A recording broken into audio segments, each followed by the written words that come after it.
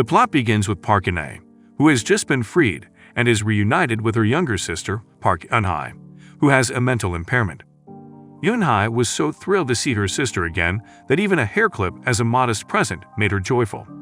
During the night, Eun-hye complains to Eun-hye about how much she dislikes going to school. But Eun-hye reminds her of how vital it is to attend school and that it's only a matter of time before graduation. Eun-hye also promises to protect her, just as Eun-hye promised to obey everything when their father died. The following morning, Eun-hye awakens to see the red dress and red stilettos that Eun-hye had saved up for her as a gift.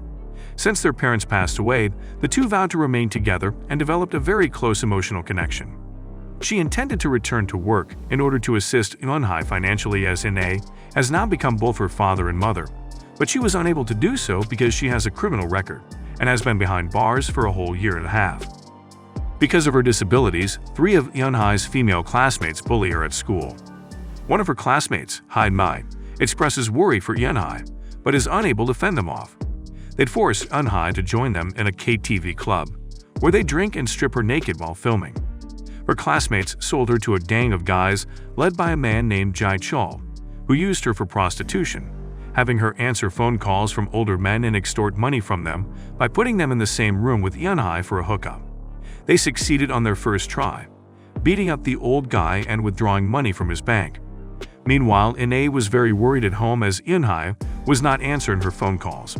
She then tries to find her that night, but to no avail. She then returns to school the next morning to report her disappearance, but the school refuses to help her and even reprimands her for not sending and picking her up to avoid this tragedy. Fortunately, one of her students, Eun-hye, sends her a video of Eun-hye being mistreated by her female classmates on her phone. And at that very moment, Eun-hye's inner wrath erupted as she embarked on a relentless quest to return her sister home. Eun-hye then pursues Eun-hye's bullies after school and confronts them there while wearing the red dress and high heel shoes that Eun-hye gifted her. She uses her fists to force information out of them when they refuse to provide specifics on Eun-hye. They then took Eun-hye to one of the guys, Jae-chul, who had been using Eun-hye as a prostitute. Jae-chul first puts up a struggle, but because Eun-hye was a former security guard and was prepared for physical combat, she was able to force him to back down. He then reveals that on their second try, a gang member by the name of Sang-man abducted Eun-hye after physically abusing her and threatening them with a knife. Jae-chul warns Sang-man that Eun-hye is underage, but it seems that Sang-man wants to exploit Eun-hye for human trafficking. As a result, Jae-chul and his men were tortured and forced to sign a contract to sell Eun-hye for 10 million, one to a firm called Happy Cash. She storms out after grabbing Jae-chul's phone. Eun-hye immediately dialed the Happy Cash calling card, but no one answered, so she called the police to report the event, but they refused to assist her, stating that they must follow protocol to begin an investigation. Eun-hye does not want to waste any more time. Therefore, she decides to go after the criminals in order to bring back Eun-hye. Eun-hye is sold by the Sang-man to Mr. Jung, the company's CEO, for 15 million won. Mr. Jung responds that Eun-hye's disability was the only reason she was unable to pay him so much after he reassured him that she wasn't an underage girl. Mr. Jung employs a female worker to care for Eun-hye and train her to serve clients. He also goes inside Eun-hye's room and tries to seduce her. She does, however, bite him, and Mr. Jung gets wounded. He then gets in touch with the Sang-man and urges him to send Eun-hye back, because she is useless to them. Meanwhile, Eun-hye tracked down Ho Soo-ing, as Sang-man's personal driver, to obtain his contact number. However, he didn't know it, but advised Eun-hye to just find him in his office. She then takes their company car, and as she goes to the basement parking lot, he sees a Sang-man get in his car and drive out. She then follows him on the road. While driving, a Sang-man receives a call from Mr. Jung begging to refund the 10 million won they paid him for Eun-hye. He is stopped by a call waiting, and when he responds, he discovers that he is speaking to Eun-hye's elder sister, whom he mocks. She hangs up the phone and hits a Sang-man's car in the rear. She exits the vehicle and tases him inside. She binds him up and strangles him around the neck, ordering him to take her to Eun-hye. The strong grasp compelled him to obey Eun-hye's instruction. He tries to get free from Eun-hye while driving, causing the car to lose control and crash into the side of the road. Eun-hye slips and collapses, and the two fight inside the automobile. He pulls out a knife, as Eun-hye attempts to take him down with her bare hands. She delivers a strong kick to the face, knocking him out. She ties him up and places him in the car's trunk. Eun-hye uses his Sangman's phone to contact a man who is detaining Eun-hye. To find out where Eun-hye is, she poses as his Sangman's assistant. The man informs her that the money issues have been resolved and that Eun-hye has been transferred. She drives rapidly back to Happy Cash's workplace. Eun-hye notices the woman who was grooming Eun-hye and notices the hairpin she gave her. She smacks her head against the wall, ordering her to take her to Mr. Jung. She orders him to tell her where Eun-hye is, but when he doesn't take her seriously, she pulls out the knife she obtained from a Sangman to warn him. When he refused, claiming that it was just how business was done, the two got into a fight inside the office. She then holds him down with her legs interlocking over his head, attempting to extract information from him. The lady informs Eun-hye that she handed Eun-hye her phone so that she may contact someone. Eun-hye phones their house to reach her, but no one answers.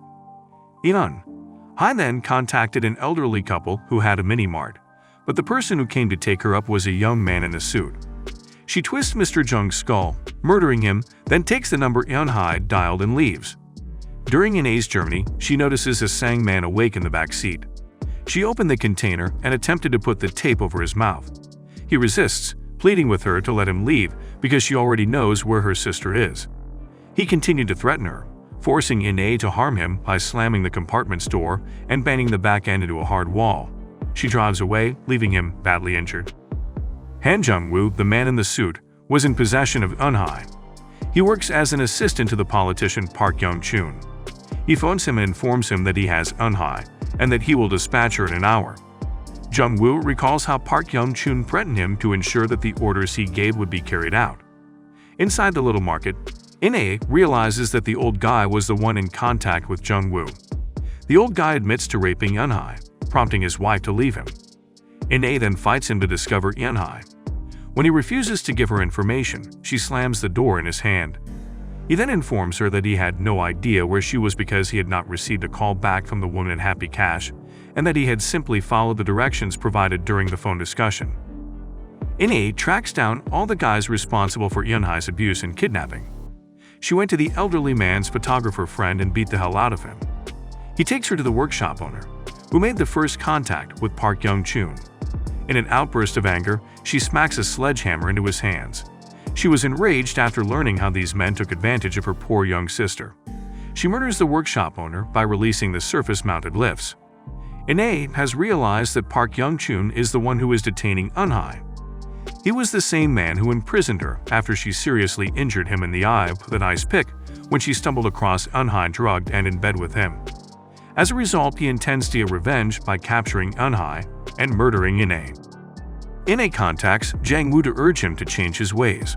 When Park Young-chun gave Jang-woo the order to look for the sisters, it was revealed that he had known where they were all along but refused to notify Park Young-chun. Park Young-chun's rest home is the next stop for Eun-hye's pursuit. She attempts to shoot him with a gun, but he diverts her attention and alerts his security. She loses the grip on the gun and battles them all with her bare hands. Park Young-chun speeds off and manages to flee, but only for a little while as Eun-hye follows him and strikes him in the back. She shot him in the left shoulder but was able to escape when Eun-hye lost control of the car. Park Young-chun calls Jang-woo and orders him to inject the drug into Eun-hye and murder all his men who have lost track of Eun-hye. Because of this, Jang-woo knows how quickly his boss may eliminate someone if they fail a job, prompting him to call Eun-hye in order to liberate Eun-hye and bring her home. She was going to meet him at the Central Park building, but the arrangement fell through. She was nearly murdered when a vehicle slammed into her on the side of the road. Jang-woo, on the other side, is slain by Park Young-chun for rejecting his commands and basically acquiring conscience. Eun-hye survives the car collision and prepares to take on Park Young-chun and his men. In the last scene of the film, Park Young-chun was on a worksite with his men when Eun-hye arrived, driving a vehicle in their direction. In this scenario, she exhibits her exceptional abilities by beating Park Young-chun's men all at once. During the fight, she goes unconscious after receiving a blow to the head. When she sees Eun-hye alive, she gains strength and finally wins the battle. She then goes straight to Park Young-chun, with whom she engages in a severe physical combat. He stabs her in the stomach, but this does not stop Eun-hye from fighting back. She immediately takes the upper hand and holds him down before murdering him. The bittersweet and excruciating win was significant because it allowed her to bring Eun-hye home.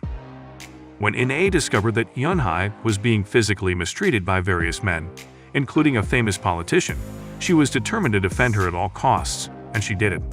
The finale depicted Eun-hye suffering from a stab wound as she drove Eun-hye away from the city, never leaving her side ever again. If you like the content, give a like and subscribe for more videos. See you next time.